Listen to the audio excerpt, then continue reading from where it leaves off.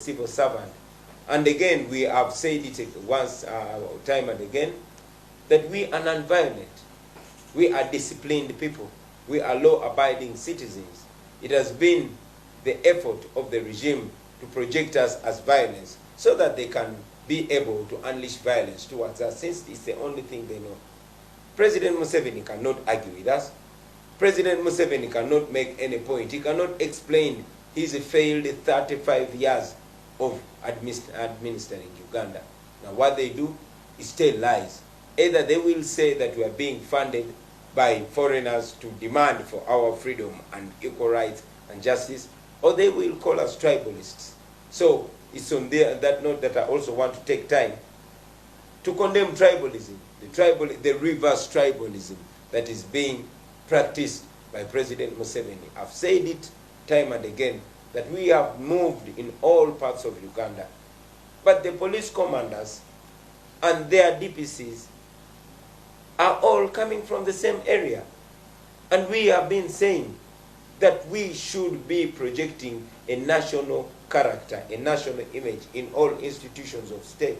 So it makes the Museveni regime really look ugly if all police commanders, all military commanders, all DPCs are actually coming from the same region.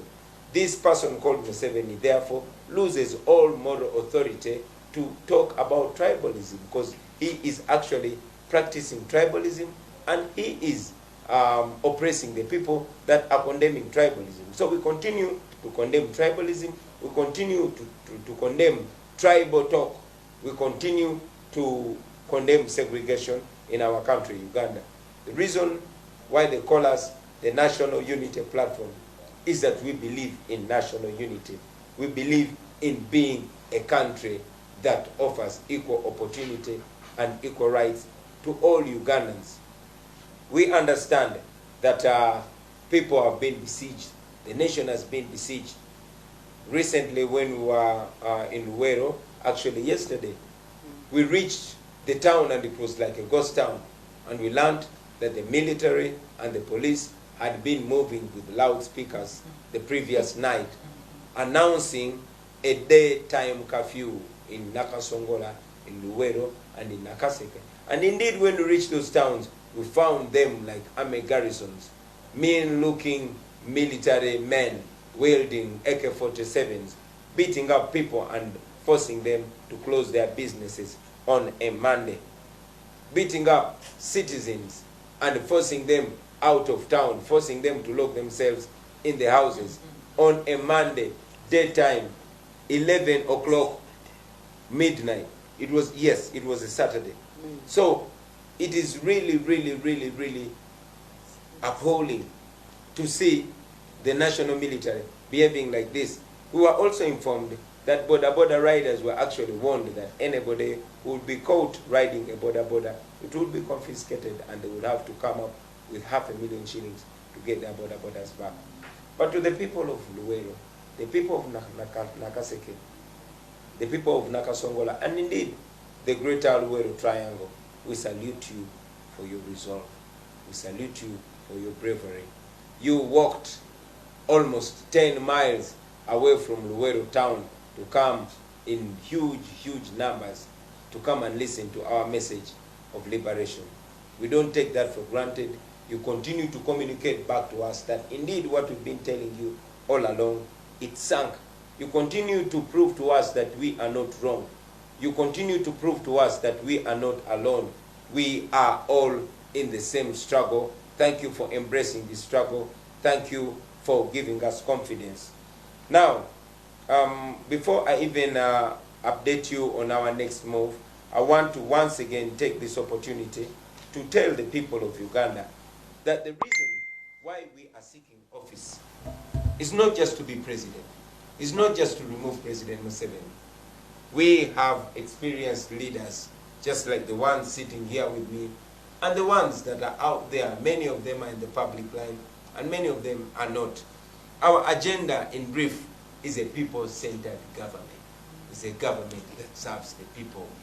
It is servant leadership that we are looking at. For the first time, we want to empower Ugandans to make their voices reign supreme, to make them own their country, to make them the owners of Uganda, and yes, to reduce the leaders to servants, because that is what the law says.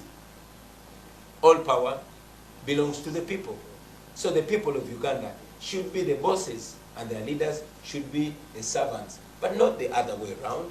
Not a situation where a president like Museveni will come and say, I am not your servant. So that is number one on our agenda. And if you vote for me, if you vote for us as a National Unity Platform, you will be getting servants as leaders, not bosses as leaders.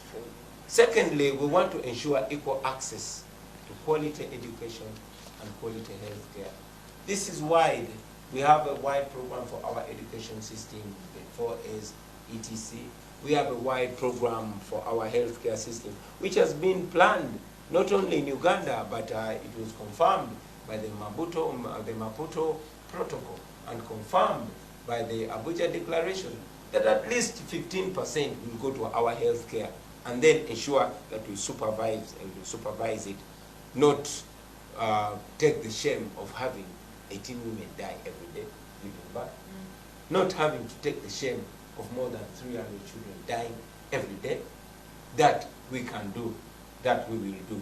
And number three, we want an inclusive economic development. Not this business of President Museveni coming to TV and talking about GDP, talking about economic development, which is not translating down to the common person. This is only for the few, those rich and mighty, the powerful, the ones that hold power. We want all economic development to be owned by Ugandans, have Uganda for Ugandans. Number four, we are passionate about land, how it's being grabbed and how it can be protected, how it is being misused and how it can be best used. We are passionate about natural resources. The people of Uganda should own the natural resources of Uganda. The natural resources of Uganda should belong to the people of Uganda and should be to their benefit. Not this business of President Museveni coming and shamelessly saying, my oil. Not this business of being that the first family is the one that runs gold. I was in Kasanda, actually. I was in Kasanda, and I learned that President Museveni's brother, Sodo, has actually taken over the mines of the people of that place, reducing them to slaves in their own country. That must stop. That will stop. And of course, we want to improve our environment. We want to be a leadership that will focus on environmental protection. We are becoming a desert at the hands of our leaders. It is those in powerful positions that are leading the deforestation. We want to ensure, and I've said it before, I even said it on the previous rallies, that in my first year as president, I want to ensure that we have 5 million trees planted. By who? By the soldiers. We pay our soldiers. We've promised to pay, to raise the payment of our police officers. At least 1 million shillings, the first payment of a police officer. What do we expect from them? Not to beat or tear gas the citizens, but to ensure that they protect and serve the citizens, to defend and uphold the rights of the citizens of Uganda. Secondly, the military. We want to pay them well, because these are the men and women that honorably are guarding our country, or are supposed to be guarding our country. So after paying them well, what do we expect? I intend to see that the military is put to better and respectable use. We want the military to plant 5 million trees in the first year of the Kyagulanyi presidency, in the first year of the National Unity Platform administration. And number 5, we want to promote national security and international relations. We want to ensure that our security is inborn. You see, we've been taught in the past that peace is not only the absence of war, it is the presence of justice and, of course, freedom. People cannot have peace when there's no justice. So we want to ensure that there is justice. We want to ensure that we unite our deeply divided country. when there's no tribalism, when there's no sectarianism, when there's no injustice, you can almost be sure that there will be national security. And of course, we want to improve the international relations.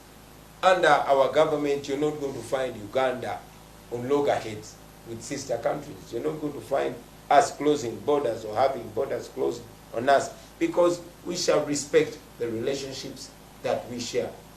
It will not be about the president or the leader. It will be about the people of both these countries. Now, of course, we will encourage the same thing that the government does.